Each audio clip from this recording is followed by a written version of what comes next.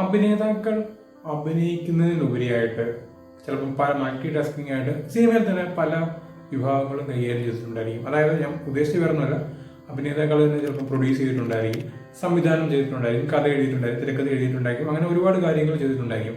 ഇങ്ങനെ multi tasking ചെയ്യുന്നത് കൂടുതലും ചെയ്തിരിക്കുന്നത് അതിൽ മെയിലായിരിക്കും. എന്തുകൊണ്ട് സ്ത്രീകൾ അങ്ങനെ ചെയ്യുന്നില്ല എന്നുള്ളത് വളരെയധികം ഒരു ചോദ്യം അർഹിക്കുന്ന ഒരു, എന്തായാലും ഞാൻ പറയാൻ പോകുന്നത് വേറൊന്നുമല്ല, നമ്മുടെ മലയാളത്തിൽ നിന്ന് നമ്മുടെ എല്ലാം ഇഷ്ടപ്പെട്ട ലേഡി സൂപ്പർ ആക്ടറായിട്ടുള്ള ഒരു അഭിനേത്രി ഒരു സിനിമയ്ക്ക് കഥ എഴുതിയിട്ടുണ്ട്. അങ്ങനെ ഒരു കഥ എഴുതിയിട്ടുണ്ട്. അപ്പോൾ ആ ഒരു സിനിമയെ പറ്റിയാണ് ഇന്ന് ഈ വീഡിയോയിൽ പറയുന്നത്.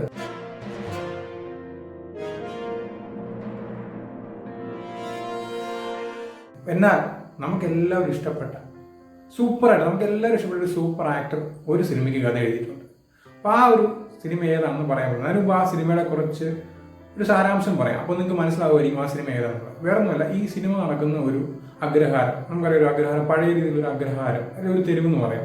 അപ്പോൾ അവിടെ രണ്ട് വിഭാഗങ്ങളുണ്ട്. അതായത് ഒരു സൈഡിൽ പുരുഷങ്ങളെ കംപ്ലീറ്റ് ആയിട്ട് വെറുക്കുന്ന, പുരുഷന്മാർ വേണ്ട എന്ന് വിചാരിക്കുന്ന KPC ലളിതയുടെ വിഭാഗത്തിലുള്ള ഒരു ലേഡി ഗ്യാങ് അപ്പുറത്ത്. ഇപ്പുറത്തെ സൈഡിലാണെങ്കിൽ അവർക്കെതിരായിട്ട് മനോജ് KJന്റെ നേതൃത്വത്തിലുള്ള ഒരു മെയിൽ ഗ്യാങ് അപ്പുറത്തുണ്ട്. അപ്പോൾ ഇവർ രണ്ടുപേരും കൂടെ ഈ ഒരു അഗ്രഹാരത്തിൽ അങ്ങോട്ടും ഇങ്ങോട്ടും ഓടക്കാണ്. എപ്പോഴും അങ്ങോട്ടും ഇങ്ങോട്ടും ഓടക്കം ബഹളമൊക്കെയാണ്. അങ്ങനെയാണ് ഈ കഥ മുന്നോട്ട് പോകുന്നത്. നമുക്കറിയാം, അതിനുശേഷം ഈ കഥ കുറച്ചുകൂടെ മുന്നോട്ട് പോകുമ്പോൾ ഈ ഒരു ഗ്യാങ്ങിലോട്ട് നമ്മുടെ ഉർവശി കയറി വരുന്നുണ്ട്.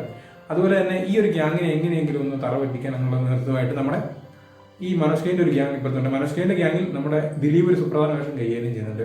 അപ്പോൾ അങ്ങനെ ഇരിക്കെ ഇവരെല്ലാവരും കൂടെ ചേർന്ന് നമ്മുടെ ഒരു ഡോക്ടറാണ് ജനാർദ്ദൻ. അപ്പോൾ ജനാർദ്ദൻ്റെ അടുത്ത് കാണുന്നു. അങ്ങനെ ഒരു ആക്ടറായിട്ടുള്ള ജഗതിയെ ഈ ഇവരുടെ ഇപ്പുറത്തെ ഗ്യാങ്ങിലോട്ട് അവരുടെ ആ ഒരു വീട്ടിലോട്ട് കയറ്റുന്നു. അതായത് നമുക്കറിയാം, ജഗതി ഒരു എന്ന് പറഞ്ഞ ഒരു കുട്ടി സ്വഭാവമുള്ള ഒരു ക്യാരക്ടറായിട്ട് അഭിനയിക്കുകയാണ്. അങ്ങനെ അതായത് ഇവരുടെ ഒരു ആധിപത്യം തള്ളിക്കളയാൻ വേണ്ടിയാണ് ശരിക്കും പറഞ്ഞ ജഗതിയെ ഈ ഒരു ഇവരുടെ വീട്ടിലോട്ട് കയറ്റുന്നത്. പിന്നീട് തോന്നുന്നുണ്ടാകുന്ന പല പല സംഭവങ്ങളുണ്ട്. അങ്ങനെ ആ ഒരു സംഭവങ്ങൾ മുന്നോട്ട് പോകുന്നുണ്ട്. അതുപോലെ തന്നെ അങ്ങനെ പോകുന്ന കൊണ്ട് തന്നെ ഈ രണ്ട് ഗ്യാങ്ങുകളും ഏകദേശം ഒന്നിക്കുന്നുണ്ട്. അതായത് രണ്ടുപേരും, അതായത് പുരുഷവിരോധമൊക്കെ മറികടന്ന് രണ്ടുപേരും ഒന്നിക്കുന്നുണ്ട്. അങ്ങനെ എനിക്ക് വേറൊരു വില്ലും വരുന്നുണ്ട്. അങ്ങനെയാണ് ഈ സിനിമ മുന്നോട്ട് പോകുന്നത്.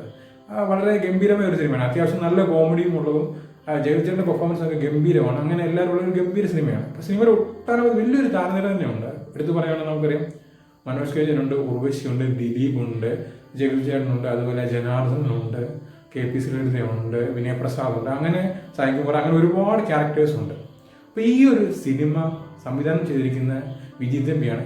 ഞാൻ ഈ ഒരു സിനിമയ്ക്ക് വേണ്ടി കഥ എഴുതിയിരിക്കുന്നത് മറ്റാരുമില്ല, നമ്മുടെ എല്ലാം സ്വന്തമായ സൂപ്പർ സ്റ്റാറായ ഉർവശി ചേച്ചിയാണ് ഈ ഒരു സിനിമയുടെ കഥ എന്ന് പറയുന്നത്. അപ്പോൾ ഈ ഒരു സിനിമ എന്ന് പറയുന്നത് വേറൊന്നുമല്ല, പിടക്കോഴി പോകുന്ന നൂറ്റാണ്ട് എന്ന് പറഞ്ഞ ഗംഭീര സിനിമയാണ്. 1994 ഈ ഒരു സിനിമ റിലീസായത്. അപ്പോൾ ഈ ഒരു സിനിമയ്ക്ക് വേണ്ടി കഥ എഴുതിയിരിക്കുന്ന സാക്ഷാൽ ഉർവശി ചേച്ചിയാണ്. അപ്പം പിന്നെ സിനിമയെ പറ്റി പറയേണ്ട ആവശ്യമൊന്നുമില്ല, ഗംഭീര സിനിമയാണ്. ആ 94 ഇറങ്ങിയ one of the best hit സിനിമയായിരുന്നു. അതുപോലെ തന്നെ ഈ ഒരു സിനിമ തെലുങ്കിലേക്ക് റീമേക്ക് ചെയ്യപ്പെട്ടിട്ടുണ്ട്. വിക്രമാണ് ആ ഒരു സിനിമയുടെ നായകനായിരിക്കുന്നത്. എന്തായാലും ഉർവശി ചേച്ചി ഗംഭീരമായ ഒരു കഥയാണ് ഈ പിടക്കോഴി പോകുന്ന നൂറ്റാണ്ട് എന്ന് പറഞ്ഞ സിനിമയ്ക്ക് വേണ്ടി ചെയ്തിരിക്കുന്നത്. അത് വിജയ് തമ്പി ഗംഭീരമായിട്ട് തന്നെ പ്രസന്റ് ചെയ്തിട്ടുണ്ട്. സിനിമ നമ്മുടെ യൂട്യൂബിൽ അവൈലബിൾ ആണ്. കാണാത്തവരൊന്ന് കണ്ടു നോക്കുക. എനിക്കൊന്ന് ഭൂരിഭാഗം പേരും കണ്ടതായിരിക്കും. എന്തായാലും ഈ ഒരു വീഡിയോ കണ്ടിട്ട് നിങ്ങളുടെ അഭിപ്രായം, ഉർവശി ചേച്ചിയെ പറ്റി നിങ്ങളുടെ അഭിപ്രായം എന്താണെന്നുള്ളത് കമന്റ് ചെയ്യുക. അതുപോലെ തന്നെ ഉർവശി ചേച്ചി ഇനിയും ഒരു സിനിമയ്ക്ക് ഒരു കഥ എഴുതണോ അല്ലെങ്കിൽ ഒരു സംവിധാനം ചെയ്യണമെന്നുള്ള അഭിപ്രായങ്ങളൊക്കെ ഒന്ന് കമന്റ് ചെയ്യാൻ മറക്കില്ല. അതുപോലെ വീഡിയോ ഇഷ്ടപ്പെട്ടാൽ ലൈക്ക് ചെയ്യുക, ഷെയർ ചെയ്യുക, നമ്മുടെ ചാനൽ സബ്സ്ക്രൈബ് ചെയ്യുന്ന കാര്യം മറക്കില്ല.